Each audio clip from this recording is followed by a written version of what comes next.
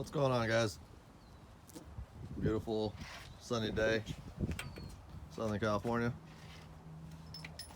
I picked up this 550 here recently, maybe about a week ago at the auction. This one here has 62,000 or 63,000 miles on it.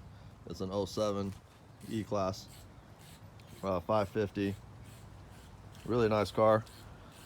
No body damage at all. All the panels seem to be original with original paint. Really clean car. Only issue we had, as you can see, there's some work being done on it at the moment. Got the cherry picker on it. I'll show you here what's going on. We got some parts laying here. Just some miscellaneous stuff. We had to drop the subframe on it.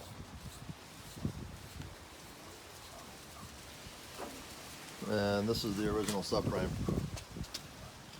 So the subframe, the car bottomed out pretty bad. Basically took out the subframe and actually took the oil pan out. And the oil pan has a hole in it. I'll get under there and show it to you in a second. But here's the replacement subframe that we're going to be installing. We've already got the sway bar set up on here. And then this is the oil pan. It's a two-piece oil pan. The second piece comes, bolts onto here. Let's see if I can get this out in the sun here. Let's take this over here. Yeah, so this is the oil pan for the 550. In order to remove the oil pan, however, you can't remove it as a single piece. You have to remove the lower piece first because there's bolts that are going to be inside here.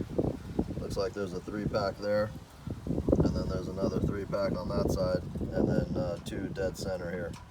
So it looks like a total of 8 bolts are inside the center of the oil pan. So you can't take it off as one piece. My original plan was to take it off as one piece, but when I bought the used part, they wouldn't sell me the complete piece because they claim they're 2 pieces and they wanted more money for the secondary piece, and they said you can't get it off unless you take the separate them basically. So that's going on the car. Let me show you what happened to the original oil pan. Again, this car has 62,000 on it, and because of those 2 items, the oil pan and the subframe, they ended up salvaging the car actually. But there's the hole you can clearly see inside the oil pan there, or inside the bottom of the crankcase. Took a nice little hit there. But anyways, the car was actually running. There was a little bit of oil, in the back of the tank there. This area here is usually for when the oil drains off. Most of your oil is held in this back section here in the sump. So a lot of the oil that was leaking out of here was just drain off from the top of the motor as it's coming back down into the oil pan. Leaking pretty heavily, obviously. That's a pretty severe hole. But anyways, this one here, nice little car, really clean actually. The engine and drivetrain on this car from underneath is spotless. There's no rust. It wasn't an out-of-state car. It looked like it's been in California forever. It was sold at Fletcher Jones, is a Mercedes dealership here. It's about maybe about an hour and a half away from me, so I know it's been in California. So anyways, we're gonna get that project buttoned up. Just what I'm working on today. So we're gonna clean this up, this subframe, before it goes in. We're gonna clean up the oil pan real nice before that goes in. And then obviously this is just a silicone gasket here.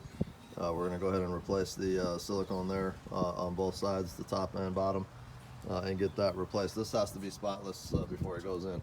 So I might make another video before I install this, or maybe just right after I install it, to show you guys how it's going back together. But really simple actually. The job wasn't as complex as I thought it was going to be.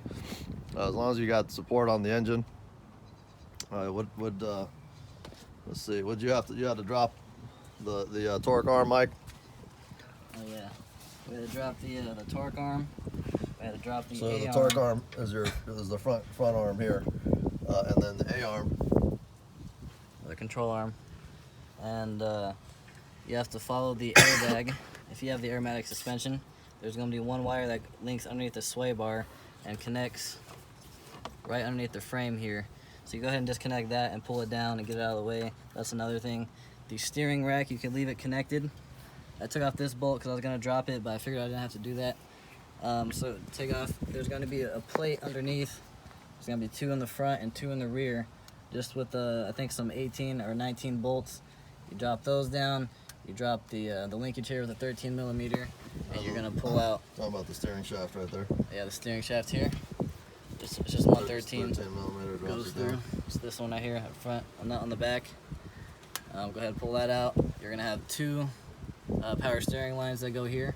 You just take out 1 bolt here, and also one holds it of the little bracket there. So go ahead and pull that out. You don't want to bend them. Make sure you put them back in straight, and get those out of the way. This comes down. There's also a connector here.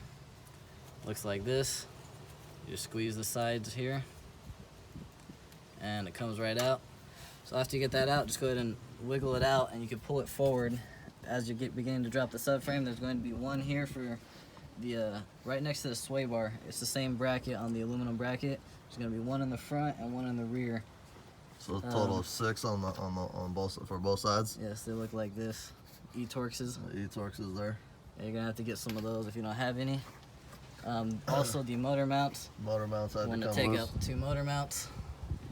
And I think that's about it. If I left anything out, go ahead and leave a comment below, and I'll get back to you guys on that. It's actually looks pretty fairly straightforward.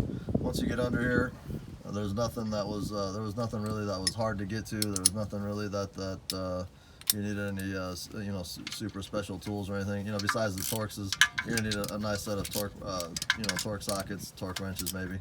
But you know, sockets. Sometimes you can get some 12 millimeters, or I'm sorry, not 12 millimeters, but 12 point standard sockets to fit on some of these certain Torxes if you don't have them.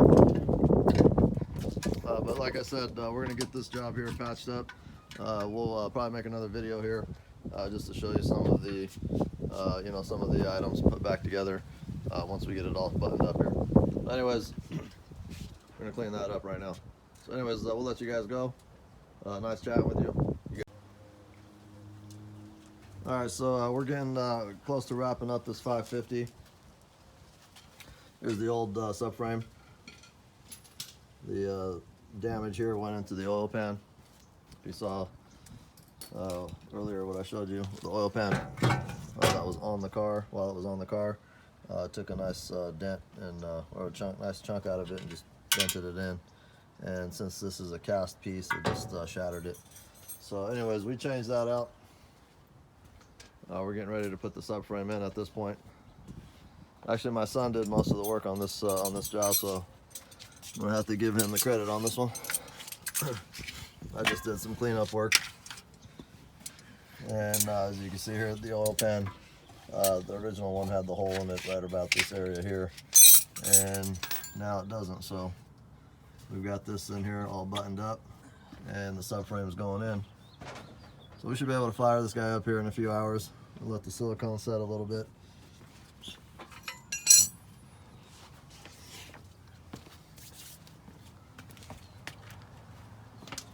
Go around here.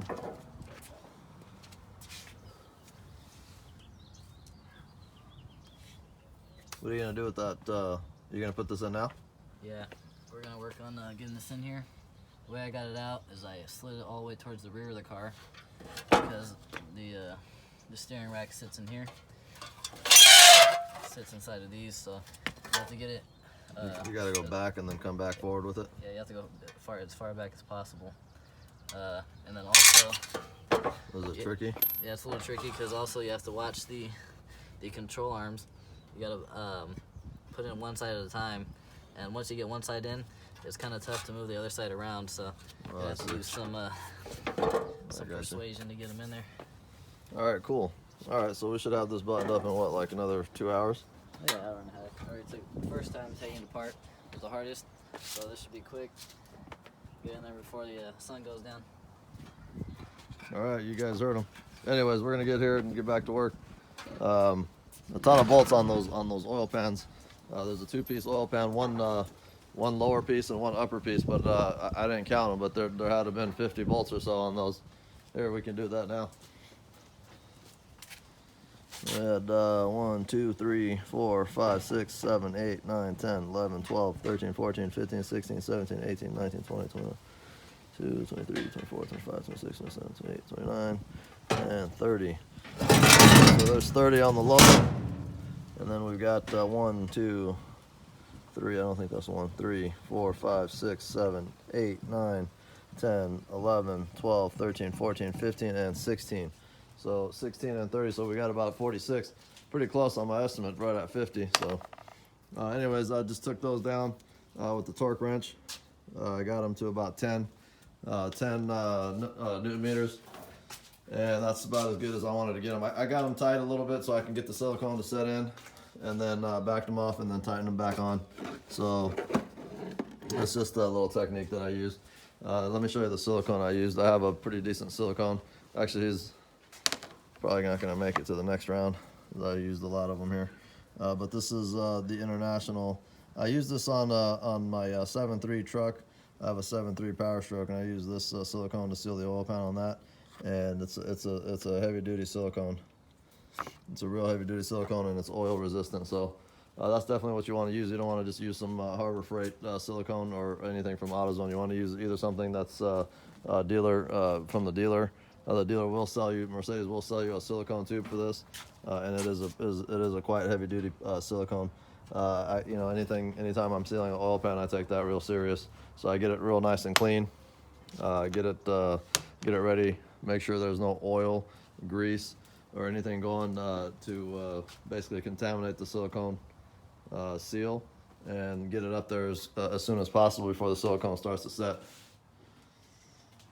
Anyways, we're gonna get cleaned up here. I'm looking for something and I can't seem to find it, but anyways, we're gonna get back in here. I'm gonna show you this last time. He's getting it tucked up under there, so I better get under there and help him out. So you guys take care and have fun. We'll wrap this up and get it ready to run. We'll have it running by tomorrow for sure. You guys take care.